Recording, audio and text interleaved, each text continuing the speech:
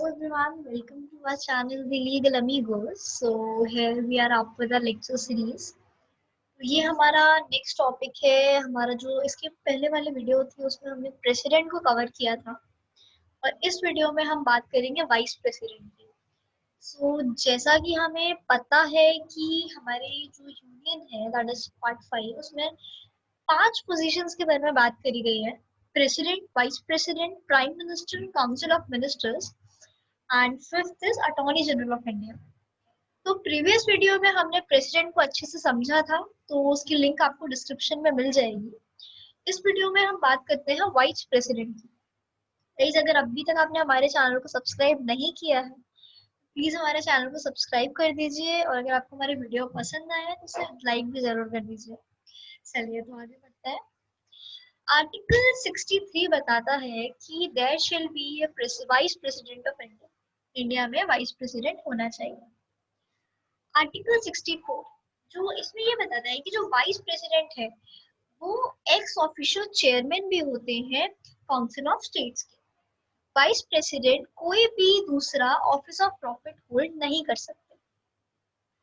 Article 65 में जो है कुछ ऐसी प्रोविजंस दिए गए हैं जहां ये बताया जाता है कि कब कब वाइस प्रेसिडेंट प्रेसिडेंट की तरह एक्ट कर सकते हैं।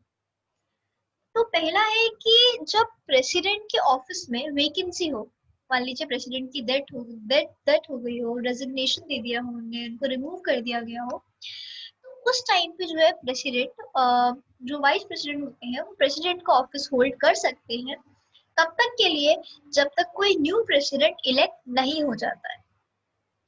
उसके अलावा जब प्रेसिडेंट जो है वो अपने जो है फंक्शंस को डिस्चार्ज नहीं कर पा रहे हैं, ठीक है, वो मान लीजिए कुछ उनकी वो इलनेस है, कुछ मान लीजिए तबीयत खराब है उनकी, या कुछ ऐसी चीजें हैं जिससे कि वो अपनी जो है ड्यूटी पे फोकस नहीं कर पा रहे हैं, अपने फंक्शंस को परफॉर्म नहीं कर पा रहे हैं, तो उस टाइप पे जो है वाइस प्रेसिडेंट प्रेसिडेंट की ड्यूटीज निभाते हैं तब तक के लिए जब तक प्रेसिडेंट अपनी पोजीशन पे रिज्यूम नहीं कर लेते, वापस नहीं आ जाते।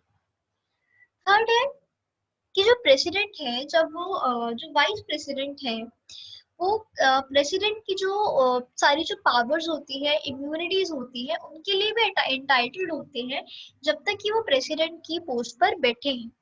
तब तक जो वाइस प्रेसिडेंट होते हैं वो भी प्रेसिडेंट की सारी चीजों के लिए एंटाइटल्ड होते हैं, लेकिन उस टाइम तक उनको वो सारी चीजें नहीं मिलती है जो उनको एज अ वाइस प्रेसिडेंट मिल रही होती है। उसके बाद है इलेक्शन ऑफ वाइस प्रेसिडेंट जो कि आर्टिकल 66 में दिया गया है। तो वाइस प्रेसिडेंट जो है वो इलेक्टेड होते हैं directly by the member. Vice president को जो है मेंबर्स के थ्रू डायरेक्टली इलेक्ट नहीं किया जाता है, लेकिन उनको भी जो है वो इलेक्टोरल कॉलेज के थ्रू ही इलेक्ट किया जाता है, जैसा कि वाइस प्रेसिडेंट की केस में होता है। ठीक है, तो अब इलेक्टोरल कॉलेज में कौन कौन आते हैं? इलेक्टोरल कॉलेज में होते हैं elected and nominated members of both the houses of parliament. Lok Sabha और राज्यसभा के इलेक्टोरल जो इलेक्टेड मेंबर्स होते हैं वो इलेक्टोरल कॉलेज में होते हैं। ठीक है, सेम एज प्रेसिडेंट यहाँ पे भी जो है प्रोपोर्शनल रिप्रेजेंटेशन का वो होता है, और प्रोपोर्शनल रिप्रेजेंटेशन का मतलब होता है कि सिंगल ट्रांसफरेबल वोट होता है सबके पास, और जो ये वोट होता है वो ट्रांसफरेबल होता है। नाउ कम्स, अब हम बात करते हैं वाइस प्रेसिडेंट की क्वालिफिकेशंस की। तो कुछ क्वालिफिकेशन तो इनकी भी सेम है जो कि प्रेसिडेंट की रहती है। ऑलमोस्ट क्वालिफिकेशन जो है वाइस प्रेसिडेंट और प्रेसिडेंट की सिमिलर होती है, जैसे कि है वो इंडिया के सिटीजन होने चाहिए, 35 ईयर्स के होने चाहिए, मोर देन 35 या 35।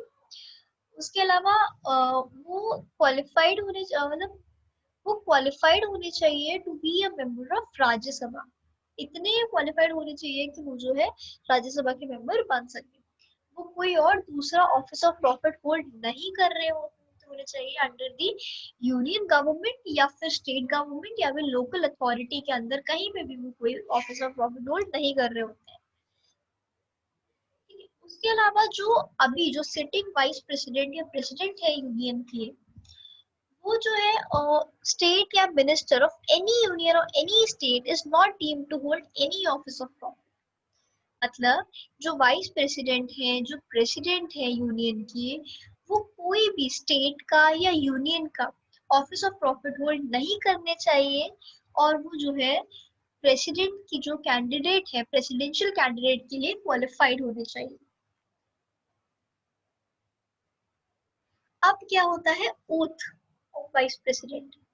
तो वाइस प्रेसिडेंट भी जैसे कि प्रेसिडेंट ओथ लेते हैं वैसे वाइस प्रेसिडेंट भी ओथ लेते हैं अपनी सीट पे बैठने से पहले, और ये डिफाइंड है आर्टिकल 69 में। तो इस ओथ में वो क्या बोलते हैं, वो ये बताते हैं कि वो अपनी जो ड्यूटीज है उसके थ्रू उसके टुवर्ड्स फेथफुल रहेंगे, और जो कॉन्स्टिट्यूशन ऑफ इंडिया है उसके टुवर्ड्स फेथफुल रहेंगे, एलिजेंस रहेंगे, और जो उनकी जो सारी ड्यूटीज है उनको फेथफुली डिस्चार्ज करेंगे, फेथफुली परफॉर्म करेंगे।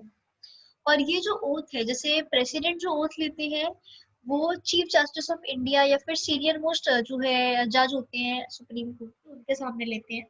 इन दिस सेम वे जो वाइस प्रेसिडेंट होते हैं वो जो ओथ लेते हैं वो प्रेसिडेंट के सामने लेते हैं, और उन्हें अपॉइंट कौन करता है, प्रेसिडेंट। अब वाइस प्रेसिडेंट के ऑफिस के लिए भी कुछ कंडीशंस होती हैं, जैसे कि वो मेंबर नहीं होने चाहिए किसी भी हाउस के, पार्लियामेंट की या फिर स्टेट लेजिस्लेटर के। ठीक है, और अगर ऐसा है भी वो मतलब किसी हाउस के मेंबर है, तो जब वो वाइस प्रेसिडेंट बन जाते हैं तो उन्हें वो जो सीट है वो वेकेंट करनी पड़ती है, खाली करनी पड़ती है। दूसरा है कि वो कोई भी ऑफिस ऑफ प्रॉफिट होल्ड नहीं करने चाहिए। उसके बाद जो वाइस प्रेसिडेंट है उनका टर्म क्या होता है, उनका टर्म ऑफ ऑफिस क्या होता है।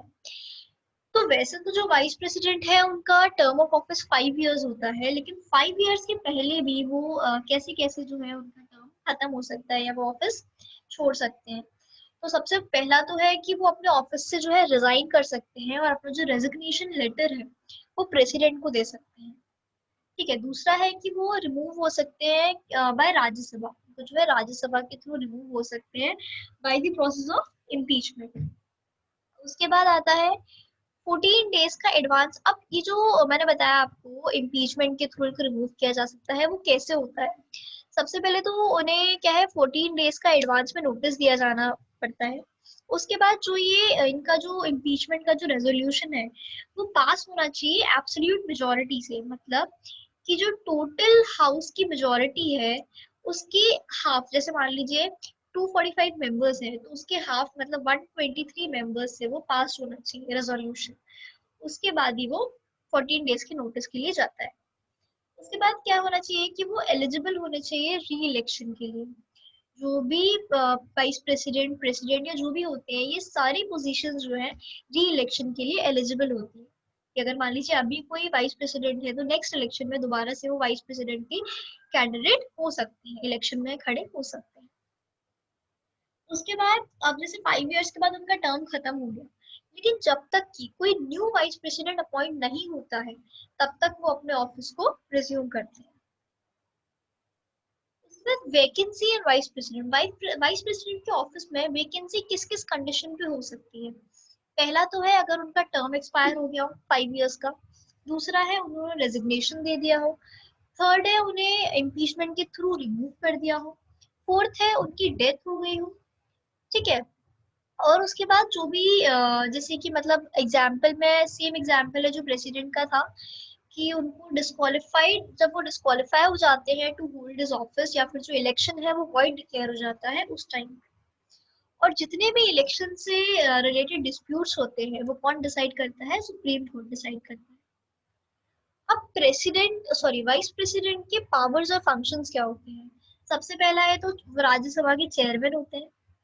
वो प्रेसिडेंट की तरह एक्ट करते हैं जब भी जो है वैकेंसी होती है, प्रेसिडेंट अपने पोजीशन पे नहीं वर्क कर रहे होते हैं। ठीक है, can act for maximum of 6 months. जो ये प्रेसिडेंट की पोस्ट पे बैठते हैं वो मैक्सिमम कितने टाइम के लिए बैठ सकते हैं, 6 मंथ्स के लिए। और ये जो अपनी सैलरी लेते हैं वो किस उसमें लेते हैं, जो राज्यसभा के चेयरमैन की उसमें अपनी सैलरी लेते हैं जब ये उसमें होते हैं। ओके, तो अब बात आती है तो वाइस प्रेसिडेंट एक कोई बहुत ज्यादा इम्पोर्टेंट पोस्ट नहीं है। वाइस प्रेसिडेंट का बेसिक काम या वाइस प्रेसिडेंट का जो मेन रोल होता है वो तभी आता है जब प्रेसिडेंट जो है पावर में नहीं, जब प्रेसिडेंट किसी वजह से प्रेसिडेंट का जब ऑफिस वेकेट होता है और वाइस प्रेसिडेंट एक्ट करते हैं एज अ प्रेसिडेंट, वही एक इम्पोर्टेंट फंक्शन होता है वाइस प्रेसिडेंट। चलिए, तो ये थी हमारी आज की वीडियो वाइस प्रेसिडेंट पे। होप आपको पसंद आई हो। तो अगर आपको वीडियो पसंद आई है तो प्लीज लाइक करना ना भूलें।